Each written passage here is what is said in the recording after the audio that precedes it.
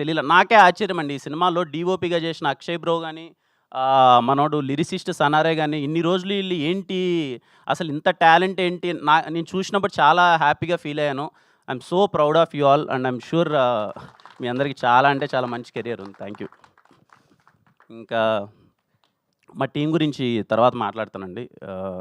ముని, నీకు చాలా మంచి జరగాలి ముని. మనోడు అన్నట్టే చాలా నిజంగా పాపము ఎప్పుడు ఆఫీస్‌లోనే ఉంటాడు. ఏ పండగ జరిగినా ఇంటికెళ్ళడు. ఏముంది ముని ఎళ్ళేసిరా, లైఫ్‌లో సక్సెస్‌లు, ఫెయిల్యూర్‌లు వస్తాయి. సరే కొడతాంలే, నిదానంగా కొడతాంలే అని చెప్పి ఊరికెళ్ళవా, అమ్మని కలవవా అది ఇది అంటే, లేదు సార్ ఇంట్లో పరిస్థితి కాదు, నేను ఎళ్ళనని చెప్పి సినిమా రిలీజ్ అయ్యేంత వరకు ఇంటికెళ్ళనని కూర్చున్నాడు. అది నాకు పెద్ద ప్రెషర్ అయిపోయింది, ఎప్పుడు రిలీజ్ చేయాలి ఈ సినిమానని. ఖచ్చితంగా సినిమా రిలీజ్ అయ్యి నీకు మంచి పేరు రావాలి, ఫ్యామిలీ బాగుండాలి హ్యాపీగా. మీ అందరికీ థ్యాంక్ యూ అన్న. చాలా ఓపికగా ఉన్నారు. సారీ మీ టైం ఏదన్నా చిన్న కిల్ అయింటే, ఎందుకంటే కొత్త వాళ్ళందరూ వాళ్ళేదో మాట్లాడాలని ఉంటుంది కదా, తలా 1 మినిట్ టైం తీసుకున్నారు. థ్యాంక్ యూ సో మచ్ ఇంత పేషెంట్గా ఉన్నందుకు. మిగిలిన వాళ్ళ అందరి గురించి మళ్ళీ మాట్లాడతాను. ఈ సినిమాను ప్రొడ్యూస్ చేసిన తేజ బ్రో గురించి మాట్లాడాలి. He is my friend. తనకి ఇలా ఒకటి చేస్తున్నాం అనగానే నేను పార్ట్ అన్నాడు. తను యూఎస్లో ఉంటాడు. ఖచ్చితంగా he'll be proud of it. ఒక మంచి సినిమా తను పార్ట్ అయినందుకు. అలాగే సాయి, ఇందాక సాయిది మాది నా ఫస్ట్ సినిమా లాక్డౌన్లో ఏదో అలా ఒకరోజు మనోడు చెప్తుంటే ఇప్పుడు గుర్తొస్తుంది నాకు. ఒకరోజు చిన్నగా అలా వాకింగ్కి వెళ్తున్నప్పుడు ఏమవుదాం అనుకుంటున్నావు సాయి అంటే, నా ఆర్టిస్ట్ అవుదాం అనుకుంటున్నాను. అప్పటికేదో చిన్న షార్ట్ ఫిల్మ్ చేశాడు మనోడు, కెమెరా అసిస్టెంట్గా అది ఇది ఉండేవాడు. ఇంక సరే ప్రొడక్షన్లో ఏదో మనకు వీలైన బడ్జెట్లో ఏదో చేద్దామని చిన్న ప్రయత్నమైనప్పుడు సినిమా అంతా అయిపోయింది. హీరోగా ఎవరిని పెడదామని థాట్ వచ్చినప్పుడు మా వాళ్ళందరూ ఉంటుంది కదా, ఇంకా బిజినెస్ కానీ అది కానీ, వీళ్ళని పెడితే అది అవుతామో, వీళ్ళని పెడితే అది అవుతుందేమో అని.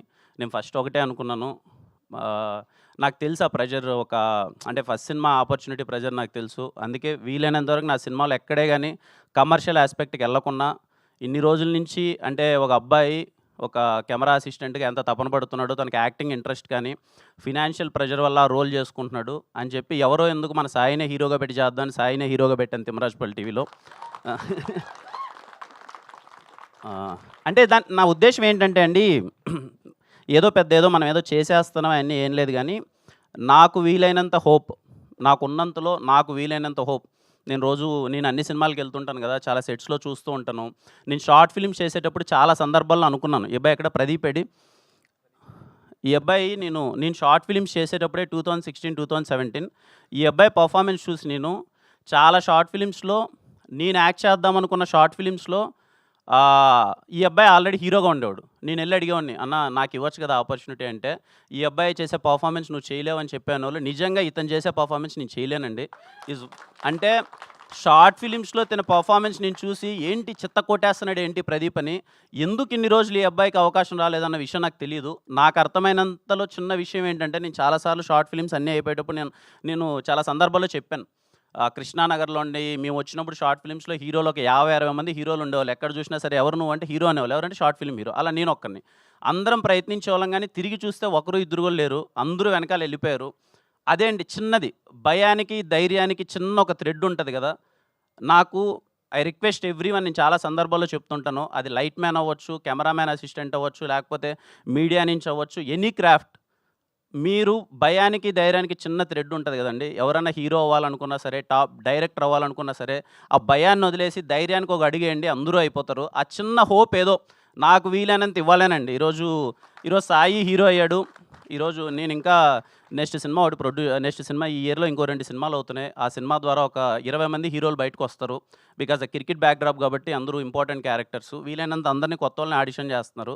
అదేదో పెద్దగా ఏదో చేస్తున్నా అన్న ఉద్దేశం కాదని, చిన్న హోప్, ఎవరు ఏదవ్వాలనుకున్న అవ్వచ్చు అన్న ఒక చిన్న హోప్. ఎందుకంటే చాలా సెట్స్లోకి వెళ్ళినప్పుడు చూస్తుంటాను, ఎక్కడో లైట్ బాయ్ అని ఉంటాడు, లేకపోతే ఎక్కడో ఏదో అమలాపురం పాలకొల్లు నుంచి ఒక ఊరి నుంచి వచ్చేసి ఉంటాడు. ఏం చేస్తున్నావు తమ్ముడు అంటే, అన్న సెట్ అసిస్టెంట్గా ఉన్నాను అంటాడు. కానీ తన కోరిక ఏంటి అంటే, 2 నిమిషాలు పక్కన కూర్చొని మాట్లాడితే తన కోరిక ఏంటి, అన్న ఆర్టిస్ట్ అవుదామని వచ్చానన్న అంటాడు. కానీ అక్కడ చూస్తే సెట్ అసిస్టెంట్గా. అలాంటి అబ్బాయికి కూడా హోప్ రావాలి, అరే నేను హీరోని అవ్వచ్చు.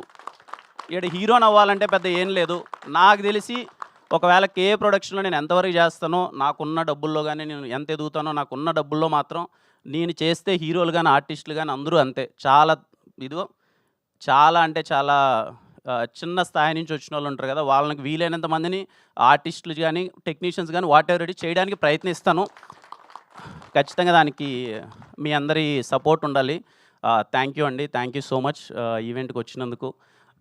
ఇదిగో ఇంతమందిని మీరు ఆదరిస్తారని కోరుకుంటున్నాను.